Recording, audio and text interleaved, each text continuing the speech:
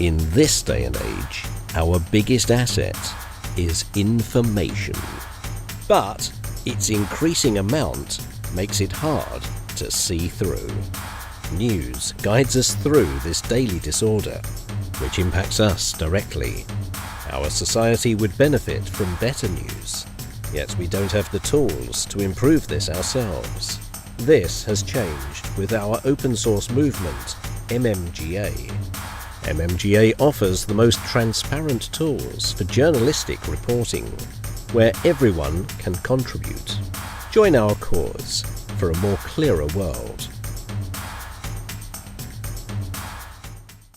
Hi everybody, my name is Alex Blom. Welcome to this webinar. If anyone thought the Netherlands could not have great weather, today proves him wrong. We are not all about rain and fogs and miserable clouds. We have great sunshine too, which is why I'm so proud that 14 of you showed up. If anyone believed that fake news is not an extremely relevant subject, the 6th of January with the storming of the Capitol building has certainly changed his mind. Or not, in which case fake news still remains a very relevant subject to this person, but in a different way. Conclusion, fake news is a subject relevant to everybody. My name is Alex Blom. I'm the chairman of the Dutch Internet Society, and I welcome you all to this Information Pollution Defense webinar. The Internet Society is a global NGO which strives for an open, globally connected, secure, and trustworthy internet for everyone. That means advocate internet standards in international bodies like ICANN on the one hand, and create internet for rural communities by building a local network with makeshift antennas on the other. As the Dutch chapter, among other things, we focus on the trustworthiness of the internet, which is why we are so happy having Make Media Great Again on board as an ISOC-MMGA Working Group. I'm handing over to Ruben Brava now, the founder of Make Media Great Again, and he will tell you about the journey we've been on so far. Ruben? Yeah, thank you, Alex, for this great opening of this webinar. My name is Ruben Brave, and I'm a co-founder of MMGA. And yeah, I will share a bit about the journey of MMGA, also as an introduction to the contents of this webinar. So when we started MMGA in 2017, 2018, we had a strong focus on sources and on verifying facts. But what we learned along the way was that it's very difficult actually to determine every time the source of a claim, and also that on the larger from a larger picture you could see that you cannot protect everybody when you start annotating on large media websites, which is the thing that MMGA does. So instead of debunking only, we also started looking into pre-bunking. And with the pre-bunking also, we saw that there is a skill that's very relevant in pre-bunking, and that is critical thinking. Because one of the experiments that we did with some annotators and also at NU.nl, we learned that not only domain experts are relevant to provide quality annotation, but also people who have this very specific 21st century relevant skill of critical thinking. And to assess actually the level of critical thinking that people have, we saw that how arguments and how facts are used within arguments is very relevant. And this is where we actually bumped into to the wonderful work of Vargamans and Federica Russo. And they will tell you a bit more about how argument checking can actually provide more quality to the news, but also to help you increase your level of critical thinking that will make you immune to possibly rhetorical tricks that are deployed during election time. I also now have the honor to start the presentation of Professor Richard Rogers, who was so kind to create a special webcast for us. Richard Rogers is a new media and digital cultures professor at the University of Amsterdam. And he's also the founder of a qualitative method called digital methods that he used actually to assess the level of disinformation in the Netherlands, and was also used and presented in his research report to the Dutch Parliament and the Ministry of Interior and Kingdom Relations. So if you're okay with it, Alex, I will start now the presentation of Richard Rogers. Hi, before we talk about the solutions to the problem, first I want to talk about the problem itself. And so the title of the presentation is Fake News, So What? And it builds a little bit on a particularly interesting documentary that came out recently called Disinformation and the Cost of Fake News by Andrew Rossi. And most of the examples I'm going to give you are from the US, but it is a global problem. It is a problem also in the Netherlands. But I want to talk a little bit more specifically about what, in fact, the problem is. In the first instance, fake news has victims. And this is the point that is made by quite an influential scholar in this field, Whitney Phillips, who this is directed more towards journalists.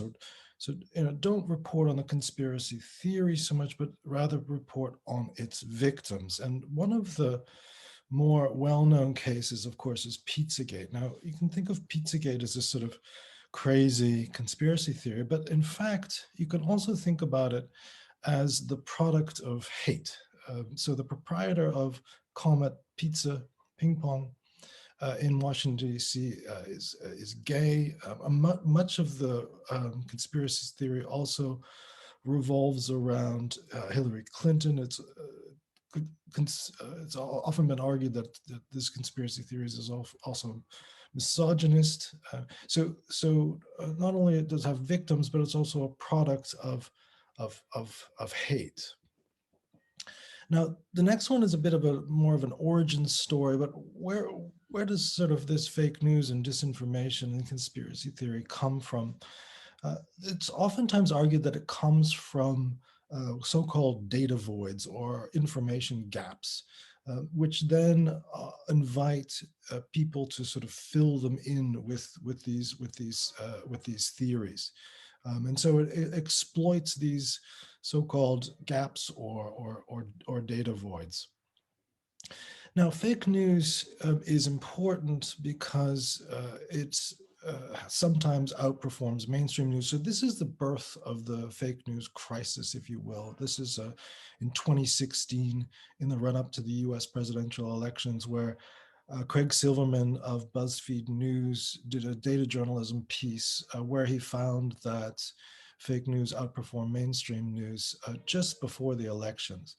Now, some of the stories that were in ascendancy, the fake news stories, they came from, were originally satire, which then became sort of quote unquote weaponized or circulated by sites, by sources particularly on Facebook. So on Facebook is where principally these go viral, so to speak. Fake news also is something that is used as a kind of weapon or means by which to delegitimate the press. It's a term that scholars are wary to use these days. There are other terms that have been developed, junk news by Oxford Internet Institute, but also problematic information in the Netherlands is pulp news. So this is the effect. These new terms are the effects of the certain populist leaders using it to try to delegitimate, sort of like occupying the term. It's also become a tool in propaganda wars or info wars. So there are any number of quite famous cases in the US, especially the Russian disinformation campaign in the 2016 US elections, but also in other cases. So it's a tool that's used, and it's interesting that it's not only a tool for foreign actors, but also for local ones, which we'll get to in a second. But what's also interesting is how this sort of fake news or disinformation or misinformation or junk news, how it mainstreams, and it mainstreams by being quote unquote laundered by more mainstream news organizations. So this is the term that's used by a scholar, David Lazaire, when he writes about how Fox News in the US quote unquote launders or makes somewhat respectable to particular viewing audiences some of these conspiracy theories. So particular news organizations give credence to fake news or disinformation by sort of covering it and laundering it, so to speak. As I mentioned, this is not just the being used by foreign operatives. I mean, we found in our study in the Netherlands in the run-up to the 2 elections in 2019 that there was no Russian sources circulating in the Dutch media landscape, but rather what we found was domestic actors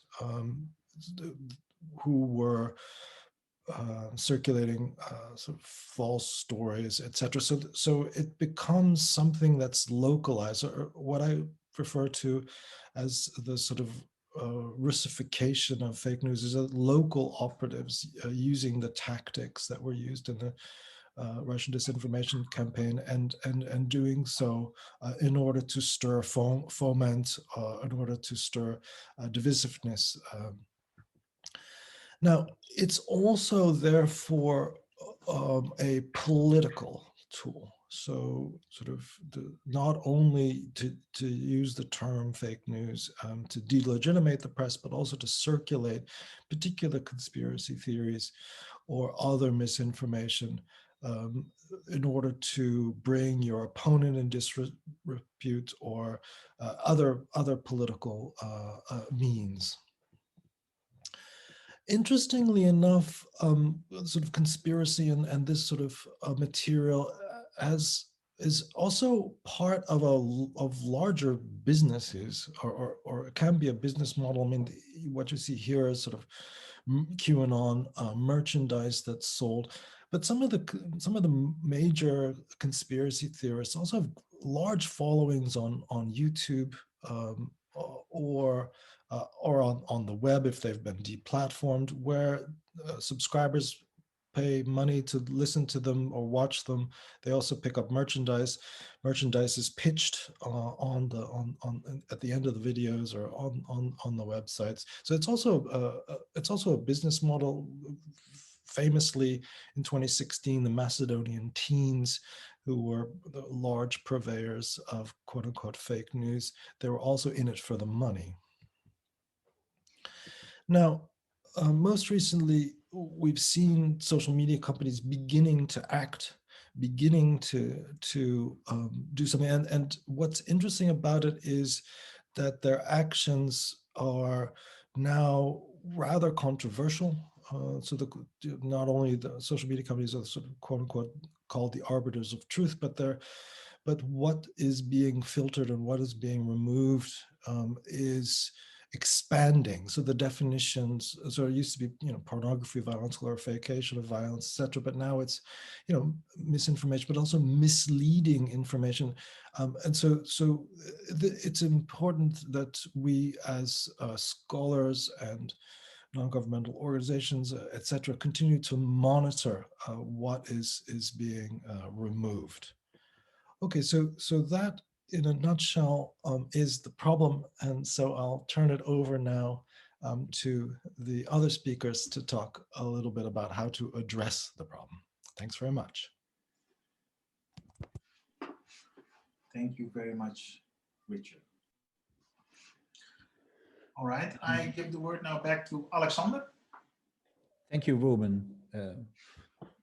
Richard isn't here, otherwise we would thank him for his great presentation. I especially like the mug.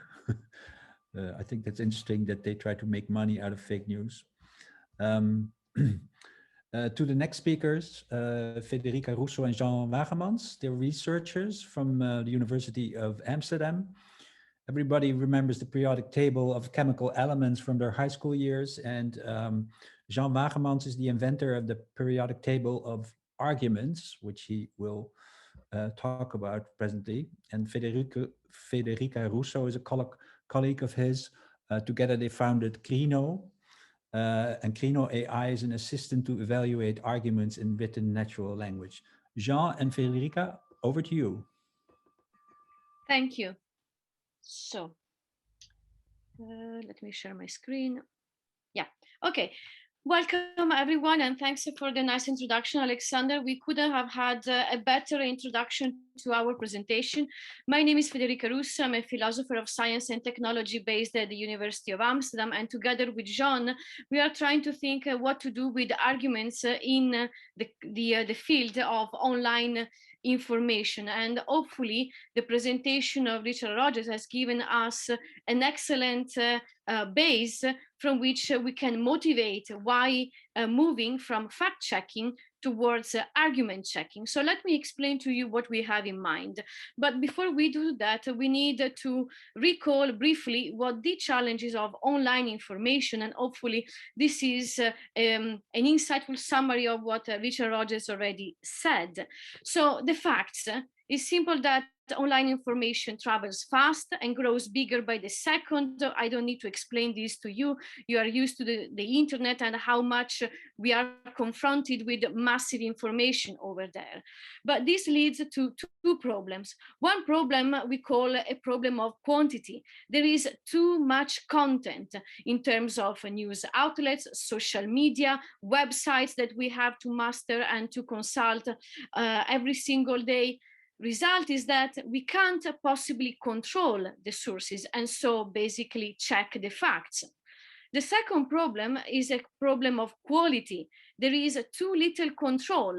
This is how we come to phenomena such as hate speech, disinformation, and misinformation. The problem is that there is no moderation, and without moderation, we cannot ensure the quality of contents, of the comments, and of the interactions. These two problems, in our view, lead to two consequences. We are losing control and we are distrusting media and users every time more. So we have understood why fact-checking is so important because of the problem of fake news, but the question is whether fact-checking is the solution or the only solution to envisage. So we often distinguish between misinformation and disinformation. Misinformation is false information that is spread out, whereas disinformation is false information that is intentionally spread out. But disregardless of whether we are in one case or the other case, we are now getting to the idea that fact-checking is the way to fight these two phenomena. If we can get the facts right, then we will have the correct information and the problem will be solved. So if the solution is so easy, why should we going beyond fact-checking? What motivates a slightly different approach? So let me try and give you a motivation for why we need something on top of the fact-checking. The question is whether we have only facts to deal with. And the reason why I say this is that true facts can be used to support bad conclusions, or many actions are not based on facts only, but also on values. In short, facts are always expressed in or with arguments. And so how we present the facts is as important as the facts themselves. And so beyond fact-checking, what we can learn about is checking arguments. Now, you may think that this is already done, but there is a catch there. And the catch is the following. The moment we shift the focus from fact-checking to argument checking, you can think that now we have a different fight. We have to go and win the argument. So Jean and I think that this is not exactly the case, because the way in which we think about argument checking is not about establishing winners and losers. Instead, argument checking is about contributing to a more solid knowledge base. So when I talk about argument checking, the point is not about who wins and who loses. It is more about the values that we want to build in our community: collegiality, shared knowledge or sharing knowledge, and building and spreading positive values in this exercise of checking arguments. I'm going to give you now a very, very brief idea of what that means, and then it will be Jean's task to give you an extended briefing on what argument checking is. So here you have to change your mindset. You should start thinking like a builder. You start from facts as the foundations, and you build your argument up to the roof in the conclusion. But of course, there is quite a lot that you have to do to get to the roof in terms of what is the stylistic form, the argument structure, the linguistic content. All of this is part of what we call an argument. And the point is that every time you read some news online or offline, you should think of it or look at it as a building. Is it standing? Is it cracking somewhere? How can you fix it? Now, these are the questions that Jean will address in more details in his part of the presentation. And so I hand it over to Jean for the next part.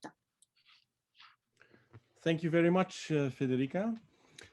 My name is Jean Vargamans. I'm a researcher at the ACLC, which stands for the Amsterdam Center for Language and Communication at the University of Amsterdam.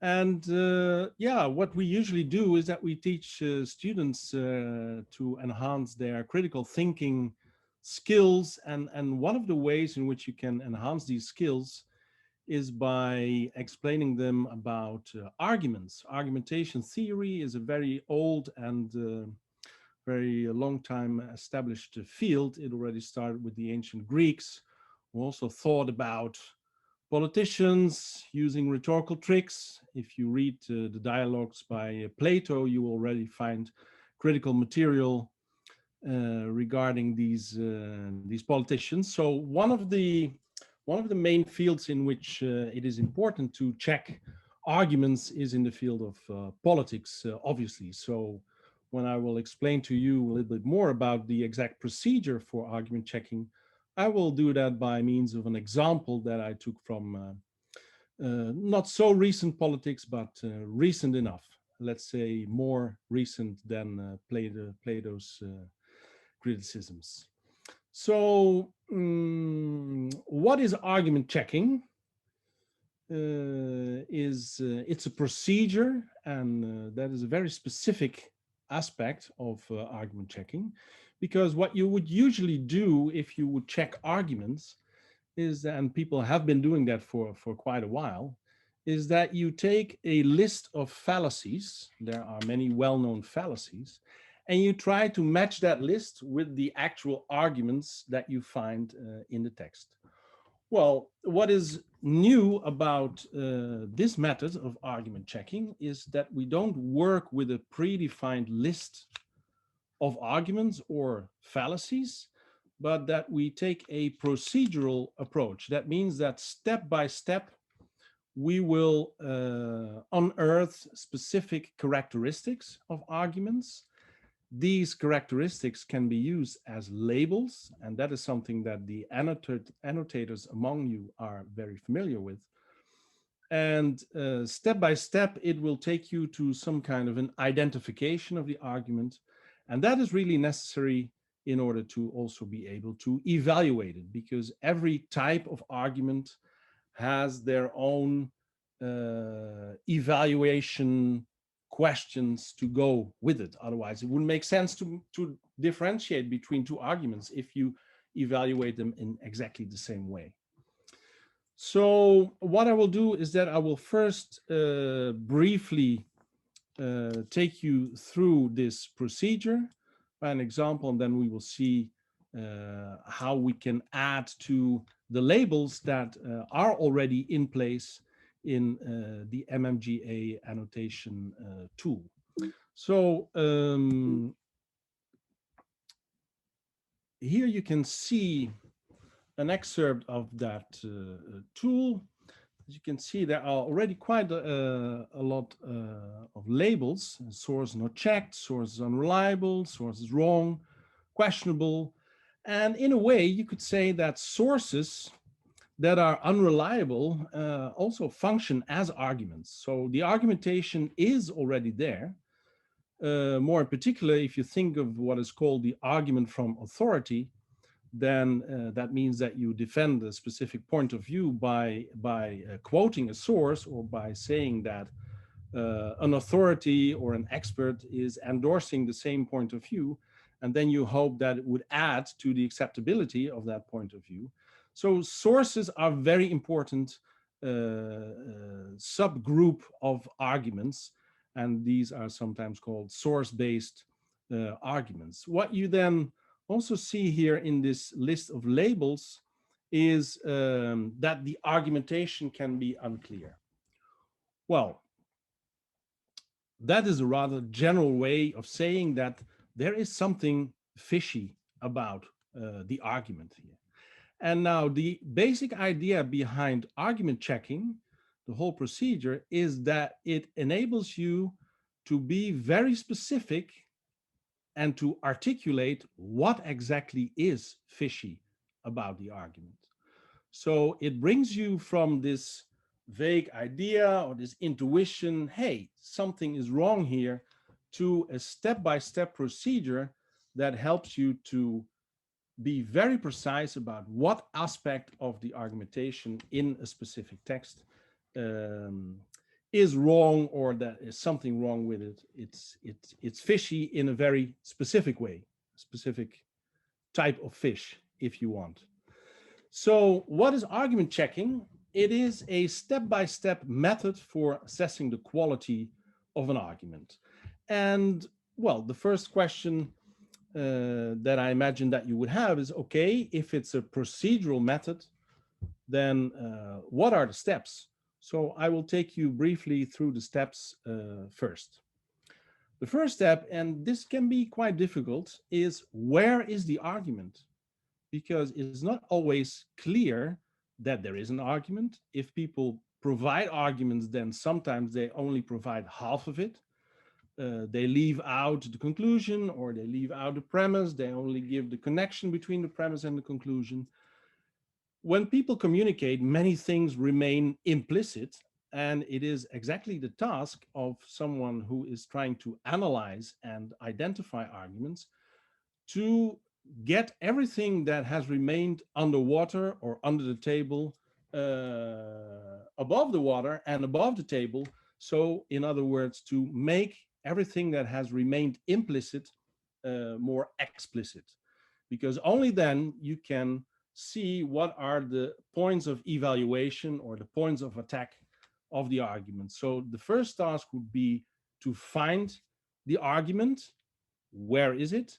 To reconstruct its implicit parts, which is not at all an easy task, and then subsequently to identify it. As I already mentioned, there are many different types of arguments. Behind me, you can see in the periodic table of arguments that there are quite a few.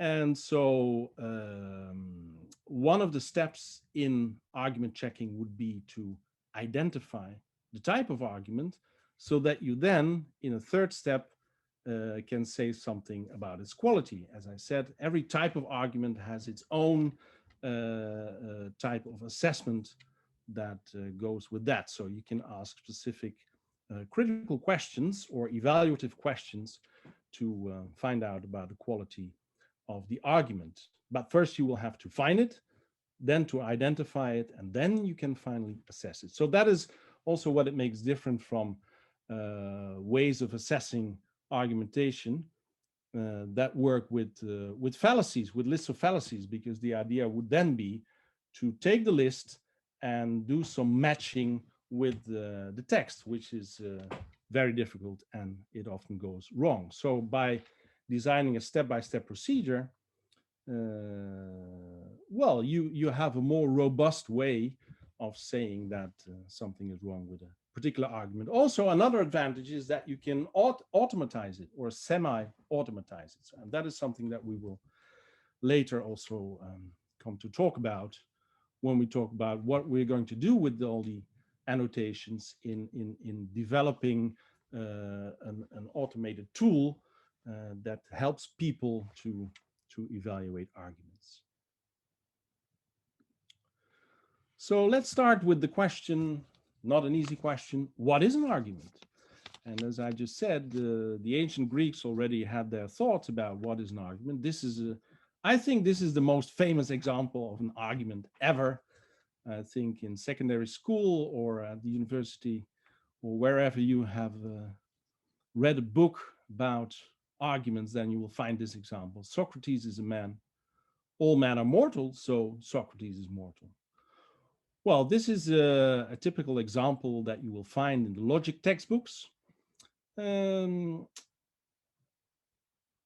is not the case that you can do a lot with this knowledge. I mean, there are not many arguments that look like this. There are even people who think that this is not an argument at all, because in order for something to be an argument, you should be disagreeing with its conclusion. And so, well, I don't know whether anyone would disagree with the fact that Socrates is mortal, but if you have a discussion, that's where it all starts. That is the reason why you give arguments at all, because if someone would agree with what you say, there is no need to give an argument, because the function of an argument is exactly this, to increase or establish the acceptability of the conclusion, right? So if the conclusion is something that you already accept, why give an argument? So this is an example of, something that criticists of logic would call superfluous, very complicated, not really practical type of argument. Huh? So this is, these are called syllogisms, and you don't find them very often in real life. And this is part of another problem that you will find as soon as you start studying argumentation theory, like I did, is that very often, more often than not, the philosophers' ideas about argumentation are very different from what you will find in real life. So argumentation in real life is difficult. Arguments are difficult to find. It's messy. There is a lot of linguistic material around this syllogism. So it can be quite difficult to, if you work with natural arguments, so arguments expressed in natural language, how you would find them, how you would identify them, and then also, more importantly, how you would assess them. This is an example. It looks quite different from the syllogism that I just showed you. I mean, this is just a tweet. Many people have said I'm the world's greatest writer of 140 character sentences. There is not even a conclusion here. It's just a premise. It's just a remark. But there is an anticipation that people could disagree. I mean, and also it would be considered impolite, I guess, to say that of yourself. But hey, this is someone who's used to doing that. And what you will see here is that you will have to do some reconstruction work. For instance, you could say, well, the many people have said that functions as a premise because it adds to the credibility or acceptability of what comes directly after it, namely that I'm the world's greatest writer of 140 character sentences, because many people have said so. So this is a kind of an authority argumentation, but then not with an expert, so a single authority, but it's a multiple authority. It's sometimes called the ad populum argument or the argument from the many. And what I wanted to illustrate with this example is that in real life, argumentation is very messy. You have to add things. You're not sure whether you're adding the right thing. It's difficult to justify whether you are allowed to add anything to the discourse. I mean, if you would add things to a text, then the writer of that text could say, well, but I didn't say that, I didn't write that. That is quite often what you hear politicians saying, no, I didn't say that. No, you didn't say it literally, but you can still be committed to it, right? So there are many challenges as soon as you start analyzing arguments.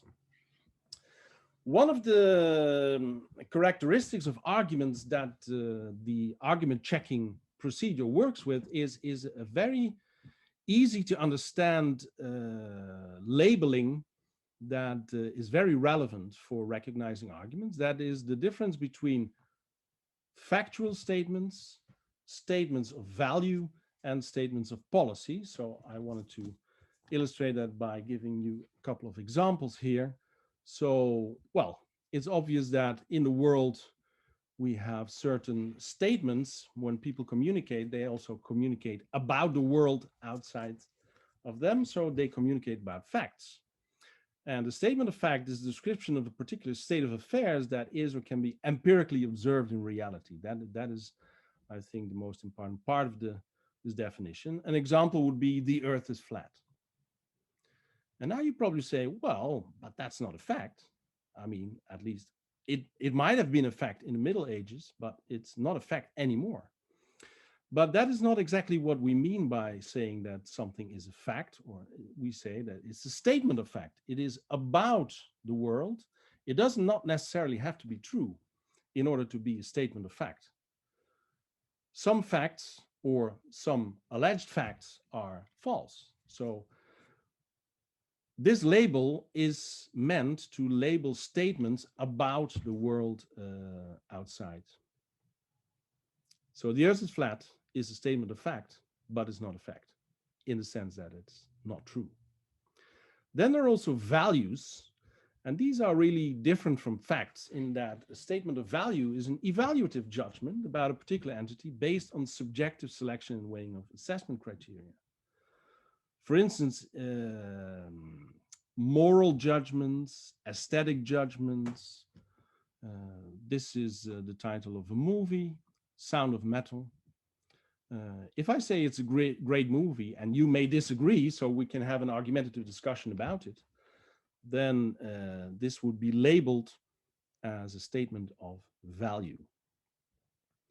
Then a third label that you could use in order to analyze arguments is the label of being a statement of policy. And policies are really very frequent in politics, obviously, but also in daily life. If I say, let's go to the movies, that would also be a statement of policy.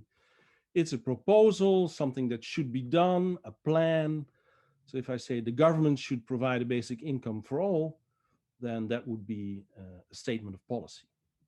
So it's a directive statement expressing that certain action should be carried out by someone, by an institution, could also be the case.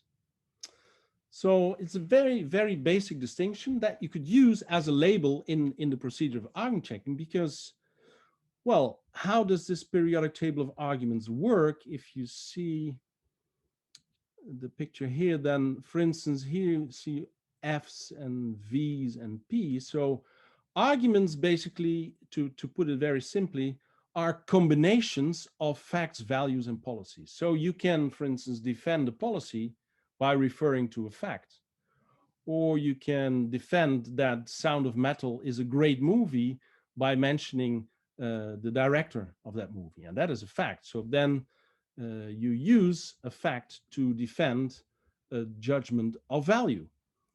You can also defend or support a factual statement by another factual statement. For instance, in this column, you see all kinds of arguments. The argument from cause, if there is a causal relationship between two facts, then the one could function as an argumentative support for the other.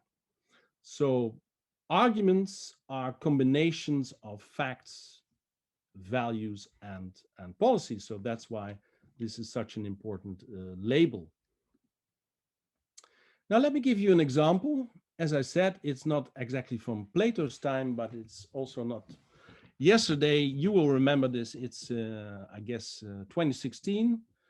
This is the famous bus that drove around UK to convince people or to persuade them to vote leave, to take back control. And so there was this idea that there were £350 million a week that the UK is sending to the EU, and that this money could be better used to fund the National Health Service. So, as I said, it can be quite difficult to, first of all, find the argument, then to identify it, and then to assess it. But I'm going to show you through this example how that would work. But before that, I would like to illustrate what you can do by fact-checking this. And this has been done, of course. It has even evolved into some kind of a scandal because it appeared to be a lie. So, for instance, what you read here is that The Guardian concludes in a fact check by John Henley that, among others, the Institute for Fiscal Studies, UK Statistics Authority are right. Vote Leave's claim that Britain sends £350 million a week to Brussels is a lie. Then another fact check by Sky News, a British news channel, noted that at most it was £276 million a week. So then you can say, hey, this fact is debunked. But that's not the whole story. And what we want to show you by going from fact-checking to argument checking is that facts play a role in the argumentation. They are embedded in a larger environment, a larger context in which they function in support of certain points of view that not everyone shares. That is why they are given as arguments for specific conclusions or claims. So we're going to first detect the argument. Let's see how that works. So here is the think like a builder picture again. There is a factual base in that leaving the EU enables us to spend £350 million a week on the NHS is a fact. As we have seen, it's not exactly true. It's a little bit less, but it's a fact nonetheless, a statement of fact. And that functions as the fundament of a specific argument. But in order to find the argument, you also need a conclusion. And the conclusion for which this fact is used as a support is that we should leave the EU. Right? And there are many different other aspects of argumentation that we leave out for now, such as, and this was already mentioned by Federica, stylistics, structure of argumentation, different framing, so that is linguistic content. If we leave that out, we can simply say two things. Well, there is a claim we should leave the EU that is defended by another, well, let's call it a premise that leaving the EU enables us to spend a lot of money on the NHS. So the claim defended here is that we should leave the EU. Now, what type of argument are we dealing with here? That is an important question, because if you don't know the type of argument, then you cannot evaluate it. You can give your opinion about it, but you cannot evaluate it. So we need to have some kind of an identification method. And this is where this periodic table of arguments comes in. And also, more importantly, maybe for now, the labeling of the statements of policy, statements of value, and statements of fact. As we have already seen, at the bottom there was a fact, and we should leave the EU is a statement of policy. It's something that we should do. So if you look at this argument, by only looking at this specific characteristic, what is exactly is the combination of types of statements instantiated by this argument, then you see it's a claim, a policy that is supported by means of a fact. And now you can check the truth of the fact, but that's not the whole story. As Federica already indicated, it's also about the pillars. I mean, are there any cracks? Is it firm enough to justify this conclusion. Is this policy, should it be accepted on the basis of this fact? Well, if you then look in this periodic table of arguments, you can in fact find this combination. I will indicate it here. It's called, in the literature, it's called a pragmatic argument, which is a combination of a policy and a fact. So if you find the policy defended by a fact, and also if there are specific other characteristics that I cannot go into details here, but just assume that all the purple arguments are combinations of policies and facts. And if you use one other label, then you will find out that this is a pragmatic argument. Pragmatic arguments are very frequently used in politics because they are about policies that you defend by means of facts. So if I would defend a specific plan, then I could point at positive consequences of that plan. And that is basically what a pragmatic argument is all about. Another example would be if I would say, well, it's not exactly applicable today, as Alex already mentioned, it's very sunny outside. So, but if I would say you should take an umbrella because it'll keep you dry, then I'm using a pragmatic argument because I'm proposing a policy, you should take an umbrella. Then I'm mentioning positive consequences of you doing that, namely that you stay dry.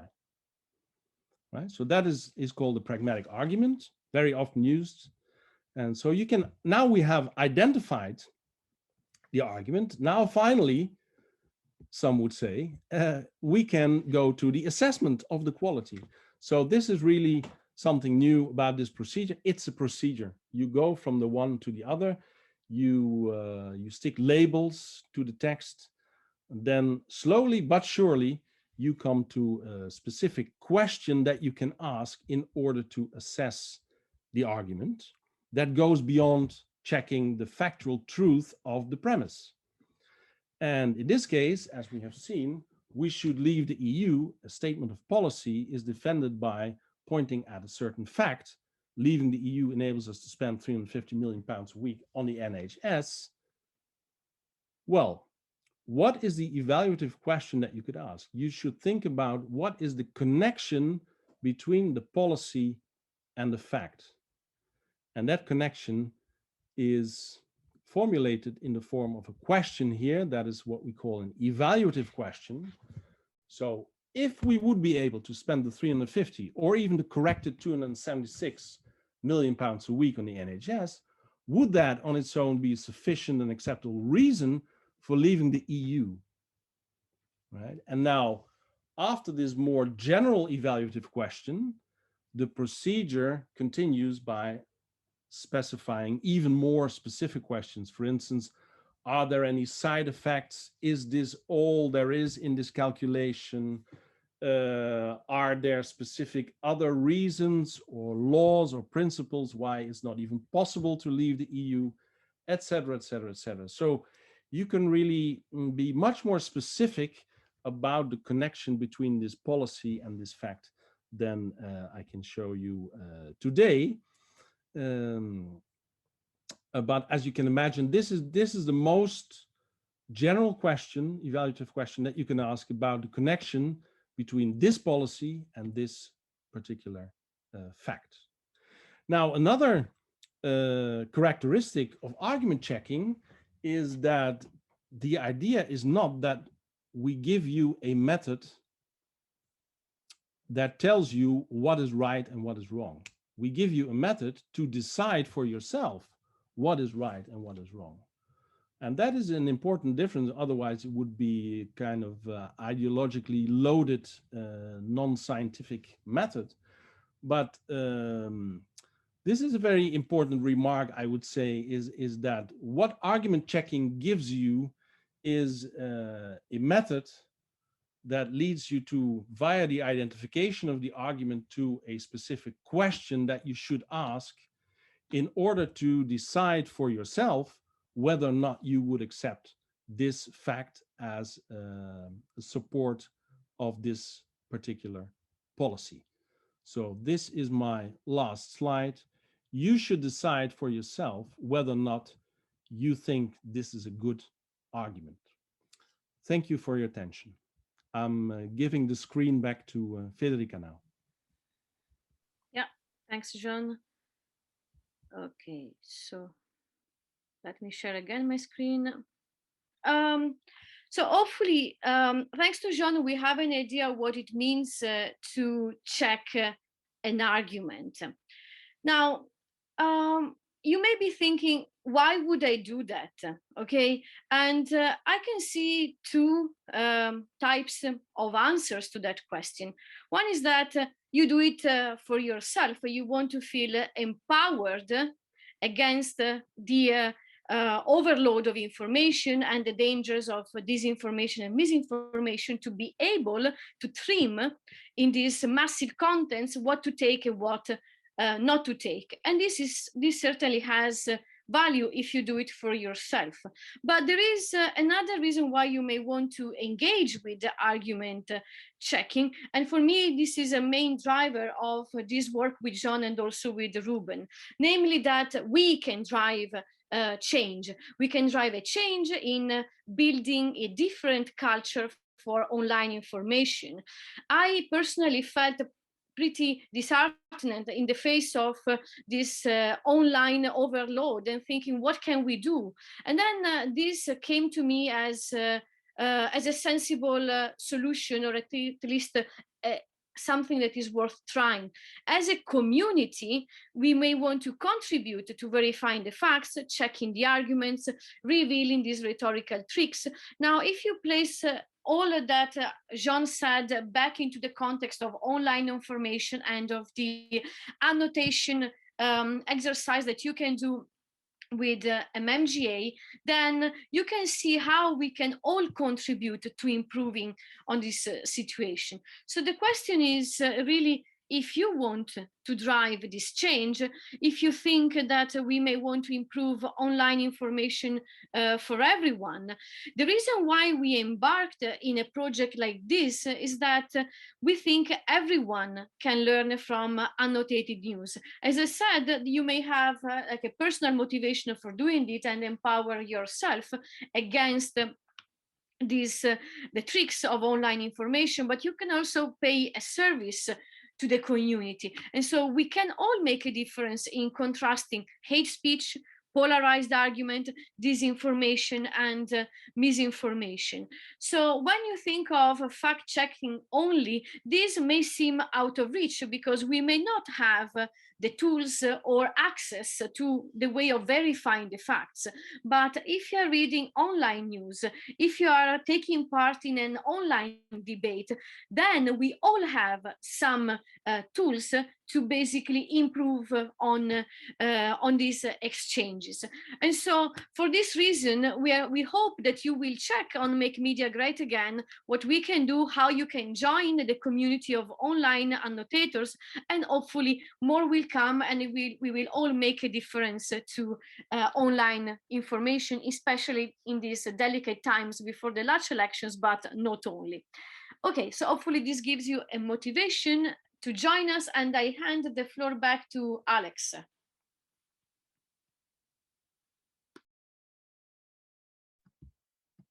Thank you, Federica. Thank you, Jean. A great presentation from both of you. I think the examples say a lot, and also thank you for asking everybody to become a member of MMGA and do something about this situation. Hi, everybody. Welcome back from a gentler place, rational and fully focused. Rational and fully focused is also Camilla Niemann, who's going to do the interview with Federica and Jean. It is also an opportunity for you to post questions in the Q&A section. There's 2 of them already.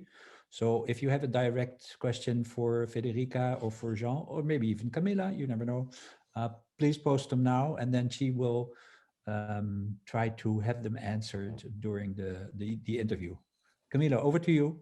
Yes, definitely. Thank you. So I don't have slides because it's just going to be a conversation between me, Federica, and Jean. And yeah, I must say I'm impressed also by this little break. I've never had a kind of meditation break in between a webinar. Very nice idea. But yeah, so to start with, I'll give some context behind this, around this webinar, of course, but around this interview. But first, let me introduce myself a bit better, because I think, yeah, many of you might not have heard my name so far. I'm Camilla Niemann. I am the community manager of the Internet Society Netherlands chapter. So yeah, I'll be going into that a bit later, or what also Alexander presented at the start of the webinar. And I've been asked to lead this interview today with Federica and Jean, based actually on a previous interview that we had at the end of last year already. And the focal point of that interview was, and is today as well, the aim to provide the context around the collaboration between Jean and Federica on the one hand, and the ISOC-MMGA Make Media Great Again Working Group, that's a mouthful, on the other, which actually led to this webinar as one of the, among other activities. The interview can also be found on the ISOC-MMGA website in case you're interested to read it afterwards. So maybe someone can also post it already in the chat for those interested, or I can do it later. Before starting the actual interview, I'd like to ask every one of you, as Alexander already did as well, to please submit any question that might come up with you during the interview, and just type it in the chat or in the Q&A, because I think it's a very good occasion, especially those moments that we are all at the same time together, to have a lively discussion if possible, instead of asynchronous answering of them, which is also a possibility. But yeah, let's get the discussion going if possible. And so I'd like to kick off the interview, and therewith ask Jean and Federica, as researchers at the University of Amsterdam, you are joining the ISOC-MMGA Make Media Great Again Working Group and the team behind it, and they were bringing a focus on argument checking beyond fact checking. Now, during this interview, I'd like to discuss with you how you think argument checking will broaden or extend the annotation practice as proposed already by Make Media Great Again, such as you already touched upon a bit, Jean. But first of all, I'd like to go back to the beginning of your collaboration with the working group, and to the reason why this collaboration is important to you, in your view. And specifically, I'd like to ask you why it's important to work on this in this particular moment in time. So either Jean or Federica. Should I go first? Okay, so as I said, I'm a philosopher of science and technology, and studying technologies, and especially digital technologies, I've been baffled by the polarized discourse around them. Either they do all good or they do all bad. So, and I've been always trying to find a middle ground in between these two things. And disinformation, misinformation, and anything we discussed today is really part of how I try to look at technologies and digital technologies in particular. So of course there are problems that arise because of the spreading of news in the online setting. But instead of just pointing the finger at these digital tools, I'm trying to think of what can we do about it.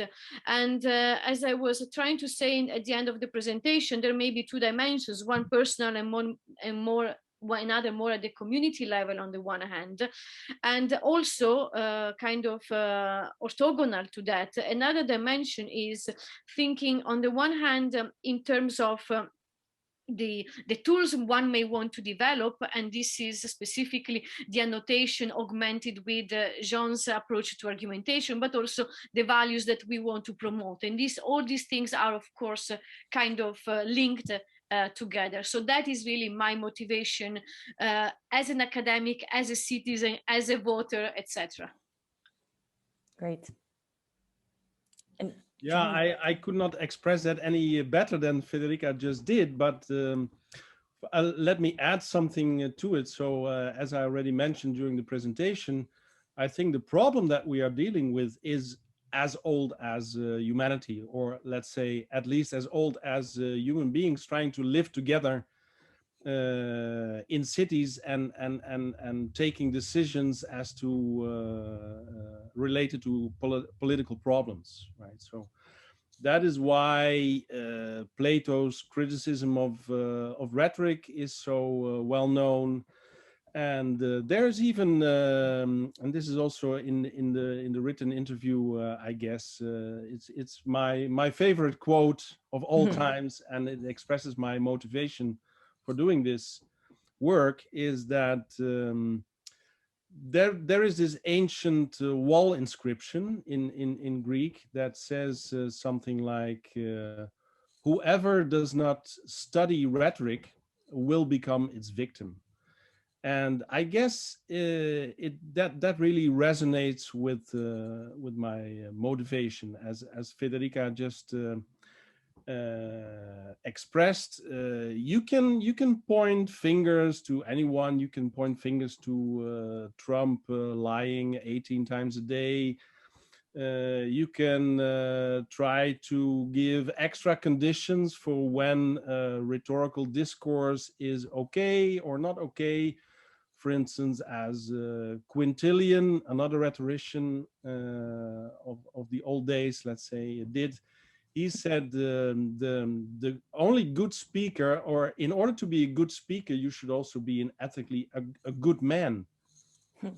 But this is like, yeah, I don't think it's going to work. Maybe I'm a little bit more pragmatic in that sense.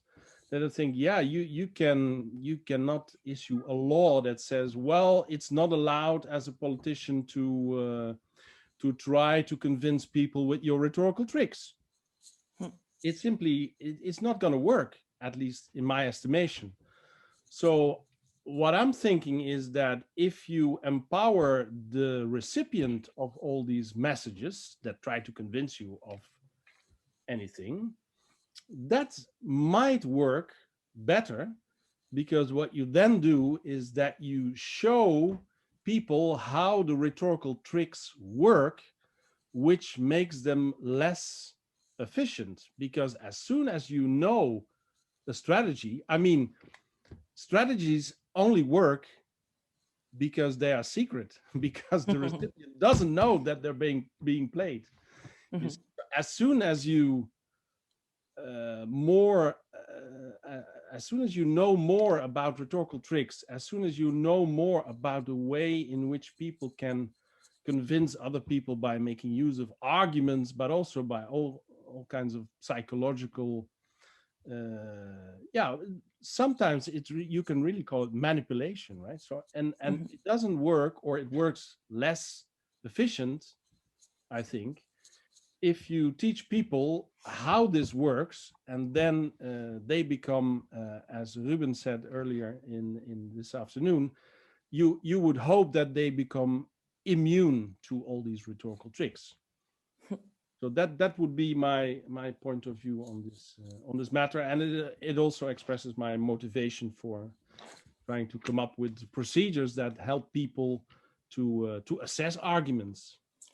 Definitely. So indeed, I think as we already distilled from the interview back then, but again, what really comes to the front, and it really resonates with me as well, is this notion of empowerment, of really giving a tool to a wider set of, to a wider audience. Of course, you have your students that you usually speak to, but also to extending this to a wider audience that's open to it. But also maybe going beyond that at some point, that, I can imagine that at schools, for instance, it becomes really part of the curriculum as well, and part of the set of skills that we are taught as citizens from growing up when we're young as well. So maybe going a bit more in a concrete sense as well, because that's also what we focused on the first time we spoke. So of course, we have Make Media Great Again, who started with this idea of the annotation platform for basically mostly source validation, as you also showed in your presentation together. So how can you really see it also applied with argument checking? I think, again, you touched upon it, but maybe we can go a bit more in depth in that, your imaginations on that and how that will take off. Well, so the annotation tool works with labels.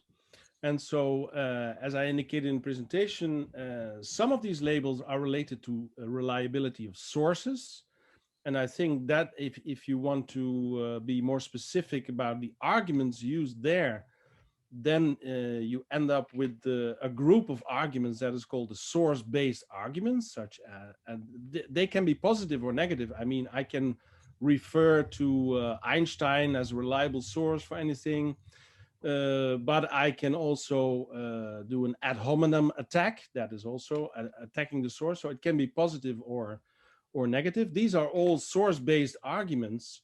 So this is an important group that is, let's say, already in the set of labels used presently in the annotation tool, be it that it's not in the form of argument checking. But what is happening there is that as soon as you check the reliability of a source, then you are checking whether or not you want to believe something that the source has said, or that is said by the author of the article by referring to a specific source.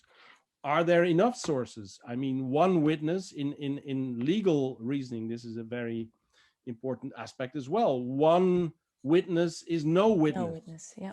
So you always need more than one source, et cetera, et cetera. Well, all these insights are also in this evaluation procedure of the so-called source-based arguments. Yes. Then the second point would be that there is already a label dealing with argumentation. And as I said, you could use more specific labels in order to articulate what exactly is fishy about the argument. And one of the labels that you could start with is trying to label the statements as facts, values, or policies, because the combination of the two, if one statement supports the other, gives you an indication of the type of argument used, and then you can also use specific questions to evaluate that type of argument. So I would say that the first very useful extension of the labels could be fact, value, and policy, because then in the second instance, you could be even more elaborate about the combinations of the statements. So then we build it up from there. And it also is useful in itself, these labels, because if you, let's say you read a statement of fact, then what you're looking for is, in order to support that, is evidence. And there can be a lack of evidence. What you're not looking for is values or policies, you see? So there are specific preferred combinations of facts, values, and policies that are in the discourse. And that is where it already becomes normative, if you like, rather than descriptive. So by sticking these labels to the different sentences or statements in the text, you already have quite a lot of information, and it is not that difficult to do. I mean, there are well-described definitions, examples, subtypes of all these different types of statements. So I already mentioned a couple of subtypes of the statements of value. So it can be moral values, aesthetic values, etc., etc. And this is all well described in an argument type identification procedure. It's easy to use. So my best guess would be that we start extending the labels in this way. Yeah. Maybe a quick addition to what Jean said is that, and it is of course work to be done in the future, is not only how to extend the labels, but how to extend the exercise of annotation, not only to online news, but also to discussions on social media. And of course, working on a static text is different than working on a dialogue or on a debate across multiple users. But it is interesting that this approach to argumentation and to argument checking may give a lot of flexibility in terms of having more or less sophisticated system of labels and adapted to a given type of text. And so it is to be expected that we can do quite a lot with the multiple formats of online news and debates and exchanges.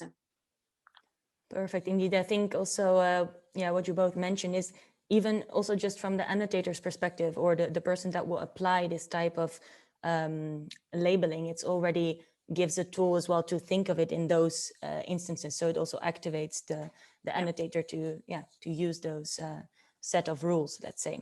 Precisely. Yeah, I think there's much more to talk about, of course, also based on our previous interview, but I think it's very valuable now to switch to the questions of the attendees, of course. And I think the idea was that, Alexander, maybe you wanted to propose some questions so that I can also just actually look at all of them that are mentioned. It's quite a lot to go through, but I think the ones in the Q&A also, to me, are the most, I can overview them a bit better. So I will actually start with one of them then, if it's fine. I think, so it's not only related now to our current interview, but let's just open up the room a bit. And I think I will start with the first question in the Q&A from Sander, which actually, quis custodiet ipsos custodes in Latin. Who guards the guards? Because I think, Federica, it resonated specifically with you as well, this question. Would you like to answer to it? Yeah, I think this is a very relevant question, and it gives us an opportunity to explain how we think our approach is different. Because when the question is posed, who guards the guards, then we are basically looking for the gatekeepers and for control. I think we should switch to trust and to empowerment. And if we switch to trust and empowerment, then we don't need to guard the guards, because in a sense, the community will act like that. So there is, again, a personal dimension by which you have a responsibility as a citizen, for instance, not to spread misinformation, disinformation, etc. And you also have a role to correct these actions whenever you see them. So the question is relevant, but it really shows why we need to think differently about it. Would anyone like to add something to this? I think it's already very strong. I don't know, Sander, whether you think your answer, whether this answers your question. Otherwise, please. Okay, I see. That's good. So I think the next question, I would just go through the Q&A unless someone else thinks their question is particularly pressing. The second one is actually from Erik Kemp. Thanks a lot for the interesting presentations. A question for after the break. How effective do you think this fact-checking can be? I sometimes feel like spending my time and energy on internally organizing those who share the most basic facts, for example, about the climate crisis, is more effective. But then, looking at John's examples, I think especially if you find an audience that wants to be informed and educated, this can be really useful. It must be very useful, I would say, not just it can be very useful. And I guess, and I'm really trying to internalize Jean's method here, is that facts are only the basis for the conclusion. And if you don't understand how they are embedded in the broader argument structure, the facts will not be enough. And I think what I was trying to say in my presentation should be quite illuminating in this respect. You can use correct or true facts to argue for the wrong things. And so the problem here is not the fact, the problem is your argument or the values you are promoting. So that is one reason for me why fact-checking is important, but not the only way of improving on online information. And the big question will be, who is responsible for what? And this is where I want to go back to the community part of the exercise. And we shouldn't think that everything is on one person, but perhaps if we share the load of improving this, then we stand a chance to kind of reducing the pollution. Perfect. Jean, would you like to add anything to that? Yeah, I was thinking of relating it to the first question, actually, but yeah. Now I'm not sure anymore whether that makes sense. But I was going to say that if you think of an external guard, and this is how I also understand the question about the efficiency of fact-checking in the first place, because there is quite a lot of research now that shows that, in fact, fact-checking is not that effective. But you should ask yourself the question, effective for whom? And I think that the answer to both of the questions lie in this idea that what you are improving is not the whole world, but is your own critical thinking skills. So you immunize yourself against being tricked by discourse. And I think that is what is important to gain from learning how to fact check and also how to argument check. And not that there should be yet another entity that looks after you. Because yeah, you can have an endless row of guards and guards that guard the guards, etc. But you're on your own. You should make sure that you are not tricked by others in the information overload that is coming towards you. So I would say it's your own responsibility in a way, and you can improve your skills so you can kind of guard yourself instead that you hire guards. Think of moderators in online discussions. Who needs moderators if people in a community can moderate themselves? But they need specific skills for doing that. They need to be more critical on the content and the working of arguments. At least that would be my idea. And to the importance, of course, to attribute to certain answers or certain comments, etc. Yeah. So it's really your independent thinking and answering. It's a form of self-moderation, yeah. And so also of self-guarding, that you are not tricked by other people. Definitely. So I hope the only thing you can do, because if you make yourself dependent on moderators, or you make yourself dependent on other people, that I mean, then the problem repeats itself. Then you end up in the eternal question: who guards guards? Yeah. Definitely. I hope, Eric, this answers part of this question. I think the next question also is very interesting, by Peter. Assuming, like Corona, the information pollution is here to stay, how should the less academic part of our communities, for example, high school students, be made aware of the benefit of mis- and disinformation for the sender without trying to explore the content or argument, a 21st century skill?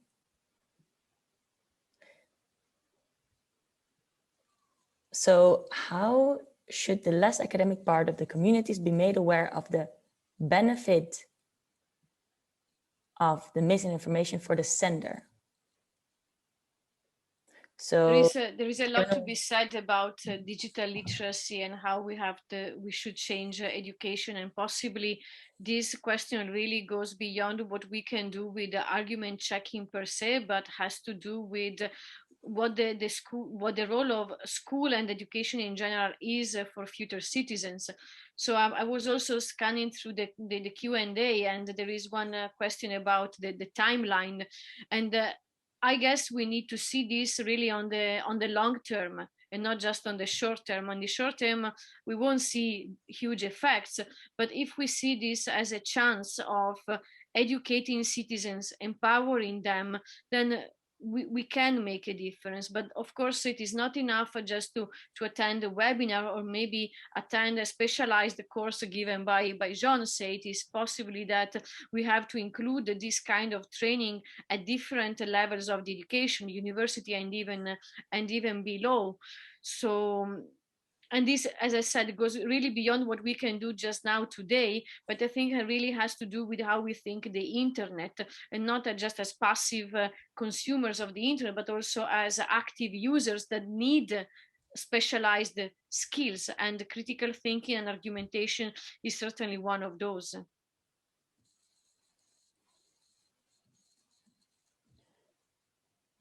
So indeed, that I think also answers your part of the next question by Peter about how to do that relatively quickly or in time, let's say, with the current issues that are coming from mis and disinformation.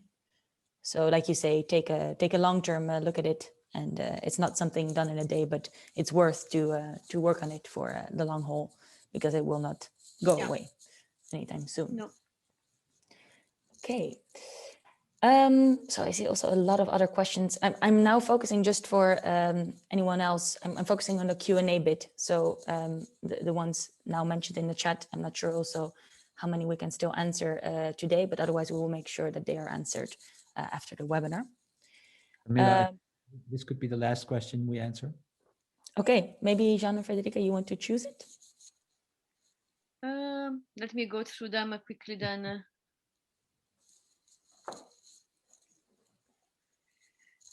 I think many of the questions are really trying to push the line. How can we make this possible? And this is where I would really like to be somehow idealistic and say that if we don't believe that a change is possible, then we shouldn't do anything at all and probably shut the internet down. But we cannot go back from this. So for me, the big question is, what can be done? And whatever small, it will be a positive contribution, because in any case, we will be in an online setting confronted passively or actively with this kind of polarization of arguments, hate speech, etc. So deciding either to filter them out or to actively label them as missing sources, missing good argument structure, etc. In both cases, it will be a contribution to minimize the effects. And then something that we haven't touched upon at all could be really working on improving on the production of online news. And this is how Ruben has been in discussion with journalists for quite a while. So of course, the part of the discourse that John and I are developing is more on the user side. How can you be more empowered, better skilled, and contribute to minimize these effects? But then we should open a totally different chapters on who is producing this. Part is journalists and part is again users. But maybe if we can kind of chop up the problem in smaller problems, then it becomes tractable rather than just a big thing that we cannot possibly face. Yeah, and just to add a little bit to that, I saw also a couple of questions related to AI and to automated systems. And what I would say that in terms of the speed of the whole process, it could go quicker if we were able to automatize part of this procedure. And that is also something that we are working on. And that is also one of the reasons that we were very happy to be in contact with MMGA and with the annotators community, because you first need a lot of experience with human annotation before you can think of trying to automatize parts of these procedures. And what you don't want is that we will have an AI that takes decisions regarding what we should believe or should not believe.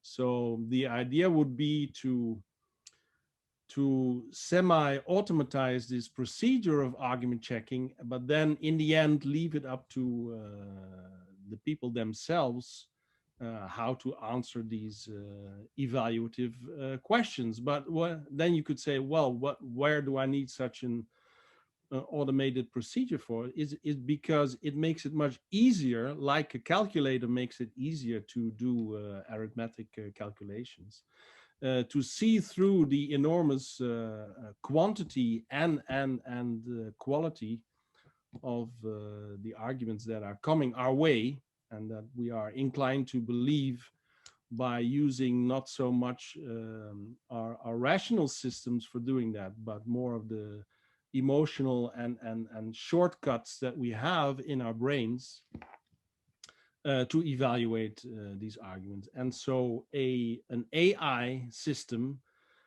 that does part of the job for you could be helpful in this respect. But this is really a development that we still have to work a lot on, and also we have to wait a little bit before that turns into reality. But it could speed up the process, and it could also improve the quality of following the procedure. Like calculators usually have better answers than human beings. But we should stay in power ourselves. That is the main message here. Thank you, Jean. I think from the reactions in the chat, we could go on for a couple of hours. Unfortunately, we don't have time to do so. There's one thing I'd like to mention is that as MMGA, we're applying for a grant from ISOC, where we want to use argument checking and fact checking to follow the Dutch elections and the formation of the new cabinet after that.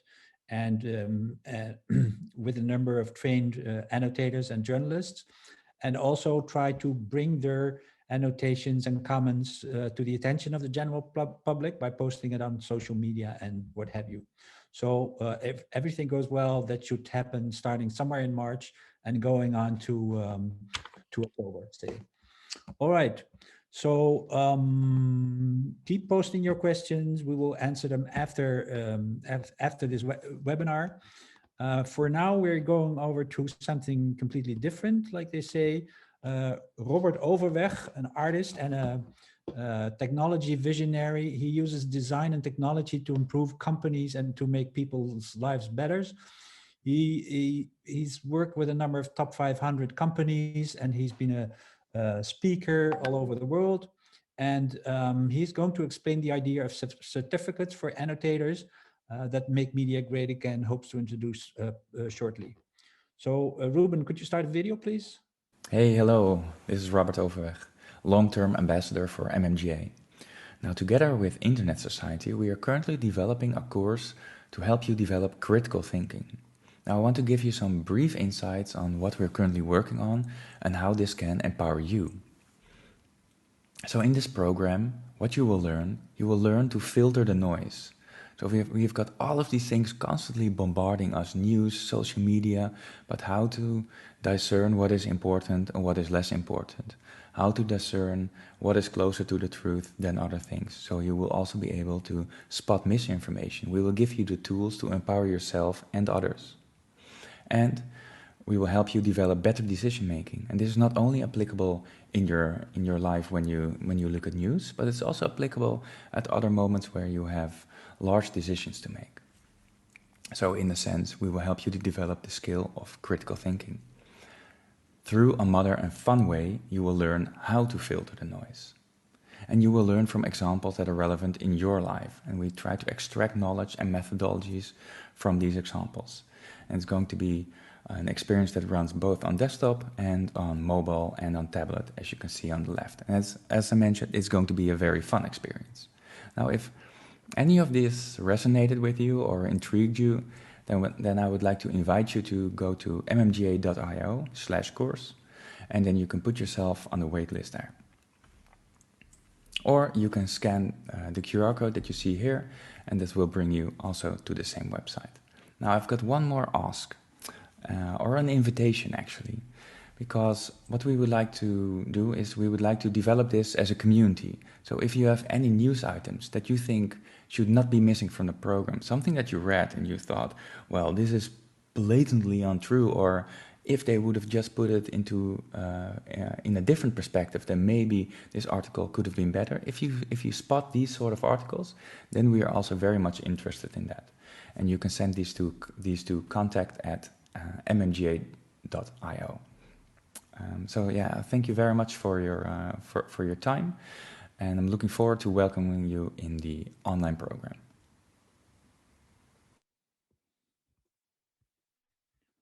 Ruben, it's over to you. Introduce the next speaker, please. Yes, this is actually one of the scholars, scientists that I've been collaborating for quite a while. His name is Dr. Stefan Mull. He's an associate professor at the Amsterdam Business School, and he is actually specialized in he specializes in assessment of skills, job knowledge skills, and he has created a unique way of measuring the level of job knowledge that that a participant has. And Stefan has actually, in a way, joined also the team of MMGA, and he is now working on a new measure actually to determine the level of critical thinking that people have, and he is engaging with the University of Amsterdam to certify these skills. So yeah, this is actually very exciting because as far as we know, this is first time in the world, at least in the academic world, that critical thinking is being certified. And of course, there still needs to be a proof of concept, but based on the skills and experience I have with Stefan, I'm confident that that the certification will be credible. He also was so kind to share his presentation with us. So I'm going to start up his presentation now, and you will see how you can move from a certificate of attendance, because yeah, you attended this webinar, to his certificate of accomplishment, where he will help you to determine your level of critical thinking. 1 second, I will start the presentation. Good afternoon. My name is Stefan Mull. I'm an assistant professor in organizational behavior and research methods at the Amsterdam Business School of the University of Amsterdam. And my research centers on the topic of matching individuals to education to the labor market. So it's from this perspective that I've gotten involved with both Ruben, Federica, and Jean to work out ways in which we can certify argumentation skills acquisition, if you will. Now, basically, upon completion of today's webinar, which I hope you've found to be inspiring and useful, we'll be sending you a certificate of attendance in the next couple of days or so. Now, our ambitions are actually greater than that. So our ambitions for the future are to certify people's argumentation skills development. Now, how do we plan to go about doing that? Well, first off, we're in the process of developing a comprehensive measure of argumentation skills. Okay? And the idea then is, with this measure in hand, we can administer it prior to people entering the course and after they come out of the course. And hopefully then we can ascertain that people's skills have developed as a result of participating in this from fact-checking to argument-checking course that will start off teaching actually at the Institute of Interdisciplinary Studies of the University of Amsterdam. Now, we're starting small, so this course initially will be focused on our honors students, but for the longer term, we want to open up this course to a broader population, where also, instead of just providing a certificate of attendance in the long term, we actually want to certify people's skills development with certificates. Now, to this extent, we will be looking for people to join us on this journey, so we hope you will be interested in staying in touch with us over the time to come, so that we can keep you updated as to our developments. Thank you very much. So that was Stefan's presentation, and I guess now we're nearing the finalization of the webinar. Alexander, I give the word back to you. Thank you. Just a couple of words on first, thanks to everybody that presented and everybody that attended. We really liked the discussion. We're happy that you were engaged and tried to ask more questions than we had time for. So please stay in touch. You can subscribe to the mailing list, and we have saved your chat, so we will be getting back to you on the answers. A couple of things on our future plans. Like I said, we're working on a project around the Dutch elections.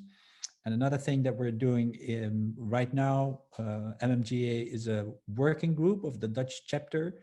We feel the subject is more suited to an international approach, which is why we are trying to become a special interest group, which is a special kind of a chapter within the Internet Society, but where you have an international reach and basically work together with chapters from other countries, like we've already done with the chapter of Benin. Another thing is that we've noticed that the name we currently have, Make Media Great Again, was very funny in and appropriate in the days of Make America Great Again, and then of course Make America First, and then Make Netherlands Second, etc. So those were the early days, and then we feel that especially what happened in the beginning of this year, the name has become less of a good choice, and we also receive comments on the name, especially from US side. So we're seriously contemplating to change the name. So that's one other thing that we're going to do. That brings us to the end of this webinar. I want to thank everybody that was here today, and I bid you a very good afternoon and a very good evening. Thank you. Bye-bye. Thank you very much, Alex. Thank you all. Thank you. Thank you. Take care. Bye. Peace. Thank Bye. you. Bye-bye. Bye-bye.